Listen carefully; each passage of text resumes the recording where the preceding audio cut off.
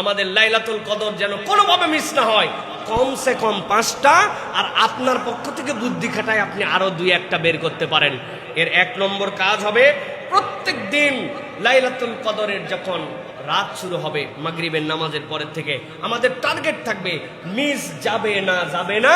প্রত্যেকটা দিন শেষ দশকের মধ্যে আমরা কিছু দান সাদাকা করব। মা বোনেরা যারা আছেন ওনারা কেমনে রাত্রেবেলা ফকির মিসকিন খুঁজে পাবেন, দান করবেন কেমনে? বাড়িতে আলাদা বক্স বানায় রাখবেন, আলাদা একটা পট বানায় রাখবেন, আলাদা একটা পদ্ধতিতে রাখবেন যে ওই রাত্রে অন্তত আমার পক্ষ থেকে কিছু দান করে রাখলাম, পরে দান করে দিব।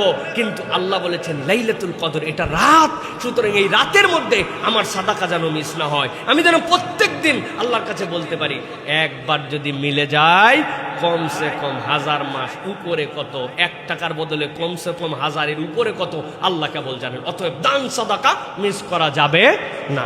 2 নম্বরে যেটা বলবো প্রিয় ভাইরা, প্রত্যেক দিন আমাদের কিছু না কিছু অতিরিক্ত সালাত আদায় করতে হবে প্রত্যেক রাত্রে। র্যান্ডম যেটা আমার কিয়ামুল লাইল আছে, র্যান্ডম যেটা আমার তাহাজ্জুদ আছে, বা আমার জন্য যেটা তারাবি আছে, সবের বাহিরে ওই মাগরিবের পর থেকে ফজরের আগ পর্যন্ত লাইলাতুল কদরের নিয়তে 2 রাকাত, 4 রাকাত, 6 রাকাত, 8 রাকাত আমার সাধ্যের মধ্যে, তবে নিম্নে থেকে নিম্নে 2 থেকে 4 রাকাত নামাজ আমার মিস হবে না। এটা লাইলাতুল কদরের আমল হবে শেষ দশক থেকে। 3 নম্বর যেটা, প্রত্যেক রাত্রে টার্গেট করব আল্লাহর নবীর প্রতি কিছু দরুদ এবং সালাম পেশ করার জন্য, আমার যেন কোনোভাবে মিস না হয়। শেষ 10 দিন বড় চার্ট বানায় রাখছি, দান ইয়েস হয়ে গেছে, তারপরে আমার জন্য সালাত ইয়েস হয়ে গেছে, বড় করে টেবিলের নিচে, ডাইনিং টেবিলে, দরজার সামনে। কারণ এই বছর আমাকে লাইলাতুল কদর মিস করা যাবে না। আল্লাহ নবীর দরুদ এবং সালাম হ্যাঁ হয়েছে, দরুদ ইব্রাহিম পড়ছি একবার, পারি নাই সাল্লাল্লাহু আলাইহি ওয়াসাল্লাম পড়ছি, পারি নাই আল্লাহুম্মা সাল্লি আলা মুহাম্মাদ পড়ছি,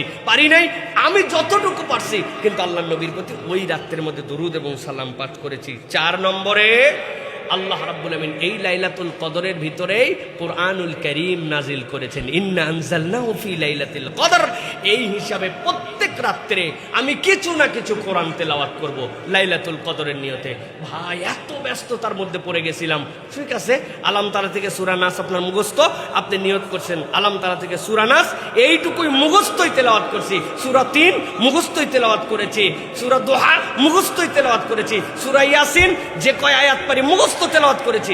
কিন্তু আমি লাইলাতুল কদরের নিয়তে আমি কিছু কোরআন তেলাওয়াত করবো ইনশাআল্লাহ, পারবো ইনশাআল্লাহ। এরপরে যেটা প্রিয় ভাইরা, সেটা হচ্ছে প্রত্যেক রাত্রে এই দোয়াটা শিখতে হবে এবং পড়তে হবে। আল্লাহ নবী সাল্লাল্লাহু আলাইহি সাল্লামের কাছে হযরত আয়েশা সিদ্দিকা রাদিয়াল্লাহু তাআলা জিজ্ঞাসা করেছিলেন, ইয়া রাসূলুল্লাহ যদি আমি লাইলাতুল কদর পেয়ে যাই কি দোয়া করব? আল্লাহ নবী দোয়া শিখিয়েছেন, আল্লাহুম্মা ইন্নাকা আফুউন তুহিব্বুল আফওয়া ফাআফু আন্নী, আল্লাহুম্মা ইন্নাকা আফুউন তুহিব্বুল আফওয়া ফাআফু আন্নী। আল্লাহ আপনি ক্ষমাকারী, ক্ষমা করা পছন্দ করেন, আপনি আপনার এই বান্দা, আপনি আপনার বান্দিকে মাফ করে দেন, আল্লাহুম্মা আমিন। তাহলে আমরা এই আমলগুলো করতে পারবো তো ইনশাআল্লাহ?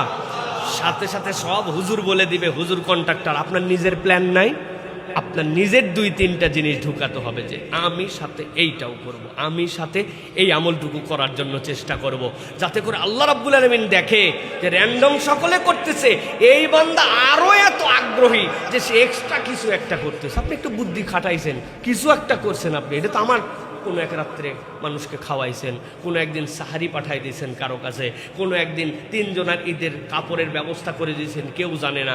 মানে আপনার কি করলে আল্লাহ খুশি হবে এটা আপনি জানেন।